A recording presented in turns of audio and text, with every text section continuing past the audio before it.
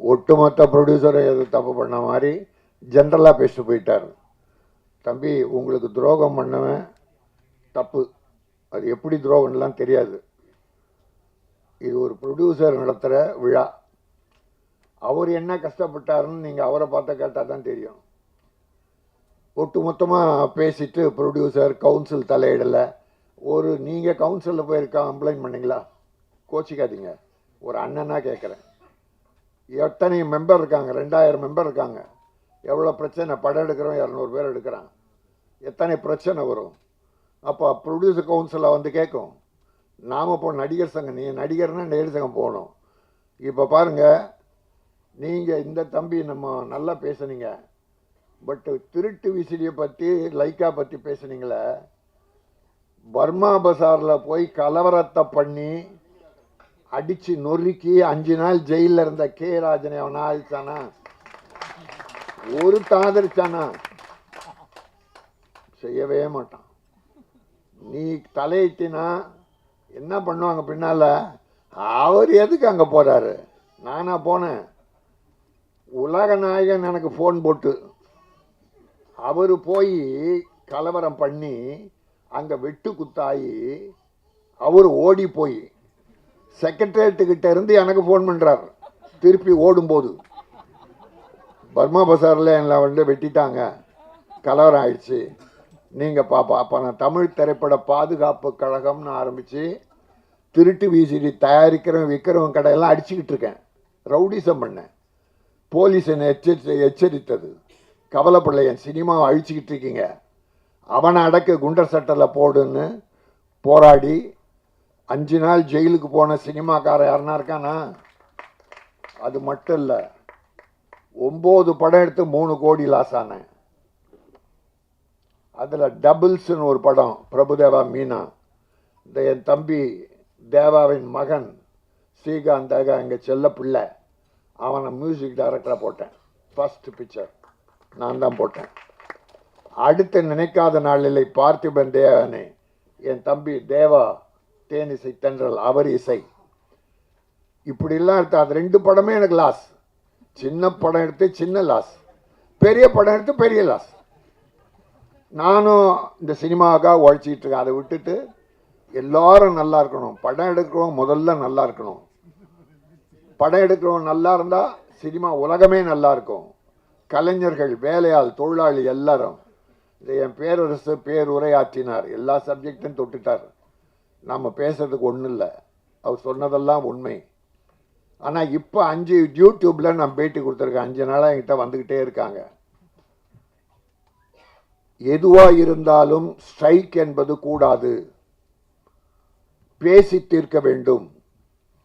Producers தம்பி, ஒன்று கேட்குறேன், ஒரு 5 வருஷ கணக்கு எடுத்துங்க. அண்ணனை தப்பாக நினைக்காதீங்க.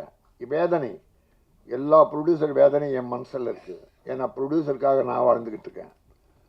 இந்த 5 வருஷத்தில் படம் எடுத்தவன் ஒரு 1000 பேர் இருப்பாங்க, 1500 2000 கூட இருக்கும். அதில் எத்தனை பேர் இப்போ படம் எடுக்கிறாங்க? யாரும் அதில் போன வருஷம் படம் எடுத்தவங்க இப்போ யார் எடுக்கிறாங்க? ஏன் எடுக்கலை? என் ப்ரொடியூசருக்கு என்னென்னா, ஒரு படம் எடுக்கும்போது பணம் போட்டு அது வெற்றி பெற்று பாதி பணம் வந்தால் கூட மறுபடியும் படம் தான் ஆரம்பிப்பான். 100% திருப்பி வர வேண்டாம், பாதி பணம் திரும்பி வந்தாலும் படம் தான் ஆரம்பிப்பான். 100கணக்கான தொழிலாளிக்கு வேலை. நடிகர் எப்படி வாழ்கிறாங்கன்ற பற்றி எனக்கு கவலை இல்லை, அவங்க எப்படி ஒன்றா வாழ்ந்துருவாங்க. ஒரு படத்தில் ஒரு 50 லட்சம் சம்பளம் வாங்கினா ஒரு 2 வருஷம் தள்ளலாம். ஆனால் என் தொழிலாளி கதி என்ன? அன்னன்னைக்கு வேலை செய்ய சம்பாரிச்சாதான் அவங்க கூட பிழைக்கும். இப்போ திடீர்னு ஸ்ட்ரைக்குன்னு அறிவிச்சா அவங்க குடும்ப கதி என்ன? முன்னால் விஷால் ப்ரொடியூசர் கவுன்சில் தலைவராக இருந்தப்போ கியூபு பணம் வாரத்துக்கு 8000 கட்டணும். கியூபுக்கு படம் தேட்டருக்கு வரணும்னா கியூப் மூலமாக தான் வரும். 8000 வாரத்துக்கு. அது அதிகமாக இருக்குது, குறைக்கணும்னு ஸ்ட்ரைக்குன்னு ஆரம்பிச்சிட்டார். 4 மாதம் ஓடிச்சு. தொழிலாளி பட்ட வேதனை. நடிகர் சங்கத்திலேயே 3000 நடிகர் ஜூனியர் ஆர்டிஸ்ட் துணை நடிகர்கள் இருக்காங்க. அவங்க வாழ்க்கை என்னாகும்? இப்படி அப்போவே ஒரு பெரிய, அப்புறம் வாபஸ் வாங்கிட்டார் 4 மாதத்துக்கு அப்புறம். வாங்கினதுக்கப்புறம் என்னாச்சு தெரியுங்களா? 8000 இருந்தது 12,000 ஆயிடுச்சு. வாரம் 12,000.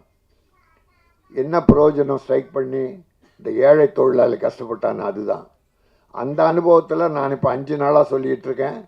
பேட்டியில் நீங்கள் இப்போ இந்தியா கிளிட்ஸ், சினி உலகம், அப்புறம் ஆதம் தமிழ், இன்னும் 2 யார பேர் எனக்கு நினைவில்லை. பேட்டி 5 நாளாக கொடுத்துக்கிட்டு இருக்கேன். என்னை தேடி தான் வர்றாங்க. பேசுவோம், எதுவாக இருந்தாலும் பேசுவோம், நடிகர் தவிர்த்து பேசுவோம். சில நடிகர்கள் ப்ரொடியூசரை வேதனைப்படுத்துகிறாங்களே. என்ன வேதனை தெரியுமா? கொடுமை பண்ணுறாங்க. 11 மணிக்கு ஷூட்டிங் வரான், 9 மணிக்கு ஷூட்டிங்க்கு 3 மணிக்கு போயிடுறாங்க. என்ன ஒரு நாள் கால் ஷீட் எவ்வளோ செலவாகுது தெரியுமா? அப்போ யாருடைய லாஸ்? கடைசியில் ரிலீஸ் அப்போ ப்ரொடியூசர் அங்கே பணம் வாங்கி சம்பாரிச்சிங்களே, யாராவது அந்த ப்ரொடியூசருக்கு துணையாக நிற்கிறாங்களா? நிற்கணும்னு அவசியம் இல்லை, ஆனால் நின்னீங்கன்னா நல்லது. ஒரு முதலாளி நமக்கு பணம் கொடுத்த முதல்ல கஷ்டப்படக்கூடாது. நின்னா அவர் ஒரு ஆறுதல் கூட இருக்காங்க. அதனால ப்ரொடியூசர் வேதனை சாதாரண வேதனை இல்லை.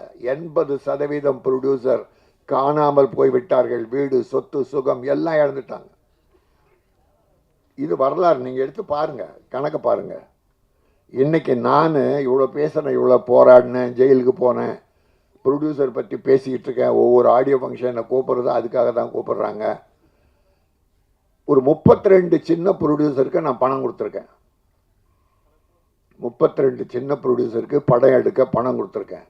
அதில் 5 பேர் திட்டம் போட்டு மோசடி பண்ணி என்கிட்ட 3 கோடி ரூபாய் கிட்ட பண்ணிட்டான். மோசம் ஒண்ணி. அவன் பேர் சொல்ல விரும்பலை, பெரிய ஆள் தான். ஆனால் 18 படம் ரெடி ஆயிடுச்சு. 18 படம் முடிஞ்சிருக்கு. ஆனால் ரிலீஸ் பண்ண முடியல. விளம்பர பணம் பண்ணல. விளம்பரம் 50 லட்சமாவது வேணும். கியூபுக்கு ஒரு 25 லட்சமாவது வேணும். மற்ற ஒரு ஆடியோ ஃபங்க்ஷன் நடத்தினா இப்போ 10 லட்சம் செலவாகுது குறைஞ்சபட்சம். இது யார் கையில் இருந்து கொடுக்கறது? பூசணிக்காய் முதல்ல தேங்காய் பழம் வாங்குறாங்களே பூஜைக்கு, அதிலிருந்து படம் முடிஞ்சு பூசணிக்காய் உடைக்கிற வரைக்கும், ஆடியோ ஃபங்க்ஷன் நடத்த வரைக்கும், ரிலீஸ் நேரம் வரைக்கும் அந்த ப்ரொடியூசர் படுற பாடு இருக்க. ஆரம்பத்திலிருந்து அனுபவிச்சவங்க, சம்பாதிச்சவங்க யாருமே கூட இருக்கிறது இல்லை. இருந்தால் நல்லது, இருக்கணும்னு அவசியம் இல்லை. ஒரு மனிதாபிமானம். ப்ரொடியூசர் நம்மளை வச்சு படம் எடுத்தார், அவர் கூட இருந்து ரிலீஸுக்கு உதவுவோம் என்று நினைச்சா அவருக்கு ஒரு தெம்பா இருக்கும். வேற ஒன்றும் இல்லை. அதனால உங்களுக்கு யார் துரோகம் பண்ணாங்களோ அது தப்பு. அப்படி பண்ணியிருந்தா உங்கள் மனத்தை நோகடிச்சிருந்தா. இந்த பொது இதில் எனக்கு என்னென்னா, ஏதோ நிறைய ப்ரொடியூசர்ஸ் உங்களை பாதிக்க வச்ச மாதிரி தெரிஞ்சது. அதுக்காக தான் சொன்னேன், தப்பாக நினைக்காதீங்க. இங்கே வாமா.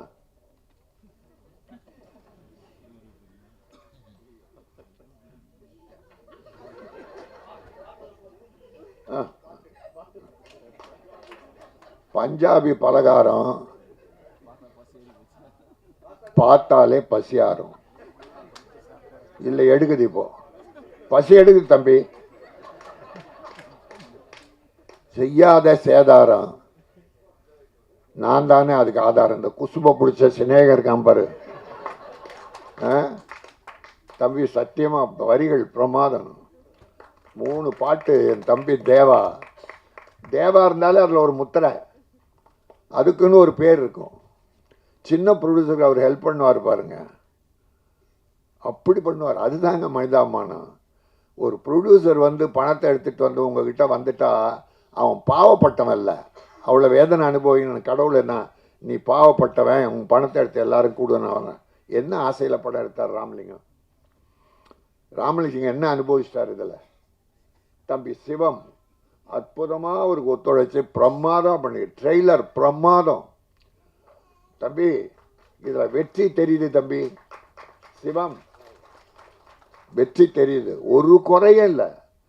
பல ஆடியோ ஃபங்க்ஷன் கலந்துக்கிறோம், ஆனால் மன நிறைவோட இந்த படத்தை பார்த்தோம்.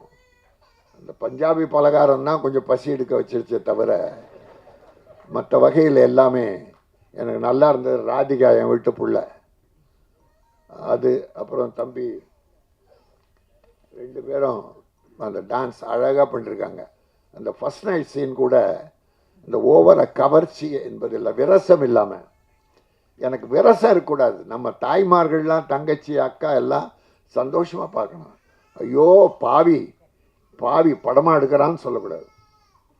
அந்த மாதிரி அந்த ஃபஸ்ட் நைட் சீன் கூட சும்மா ஒரு சின்ன கவர்ச்சி இருந்தது. அது தப்பு இல்லை, அது வேணும், அது வேணும். ரொம்ப அழகாக பண்ணீங்க. எனக்கு மனசு திருப்தியாக இருக்குது. இந்த படம் வெற்றி பெறும்.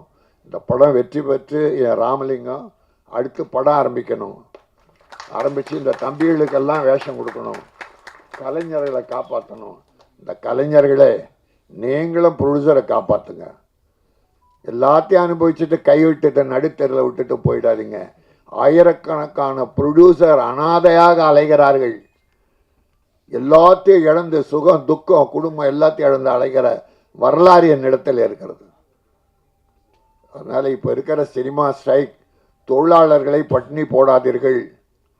பேச்சுவார்த்தை மூலம் எல்லா பிரச்சனைகளையும் தீர்த்து கொள்ளலாம். நடிகர் சங்கமும் தவறு செய்கிற அந்த நடிகர்களை கண்டிக்கணும். தெரியும், நடிகர் சங்கத்துக்கே தெரியும் யார் யார் எப்படி, எல்லாரையும் சொல்ல. இப்போ கார்த்திக் தம்பி இருக்குது, ஜெயம் ரவி இருக்குது, விஜய் சேதுபதி, சிவகார்த்திகேயன், இன்னும் நிறைய நடிகர்கள்லாம் டேட்டு கொடுத்தா கரெக்டாக பர்ஃபெக்டாக நடித்து முடிப்பாங்க. அவ்வளோதான் வேணும். 9 மணி கால் ஷீட்னா ரஜினி சார் 7:30 மணிக்கெல்லாம் வந்து உட்கார்றாரு. அன்றைக்கி சிவாஜி கணேசன் 7:30 மணிக்கு மேக்கப்போடு, அதனால தான் காலமெல்லாம் வாழ்ந்தார்கள். இன்றைக்கி ரஜினிகாந்த் சூப்பர் ஸ்டார்னு பேர் எடுக்கிறாருன்னா எந்த ப்ரொடியூசருக்கும் அவர் வேதனை தந்ததில்லை. 95% எல்லாமே வெற்றி படங்களை கொடுத்து ப்ரொடியூசரை வாழ வைத்தார். ஆகவே எல்லோரும் தயாரிப்பாளர் நன்றாக இருக்க வேண்டும் என்று நல்ல மனதோடு வாழ்த்து வேலை செய்யுங்கள். கடைசி வரை துணை நெல்லுங்கள். சினிமா வெற்றி பெறும். எல்லோரும் நலமாக இருக்கலாம் என்பதை சொல்லி இந்த P2 2% வெற்றி பெற்று இந்த 2% ப்ரொடியூசர் அண்ட் டைரக்டர் கூட அவரோட இணைந்த கலைஞர்கள், இசையமைப்பு எல்லாரும் நல்லா இருக்கணும், மகிழ்ச்சியாக இருக்கணும், வெற்றி பெறணும். நன்றி, வாழ்த்துக்கள்.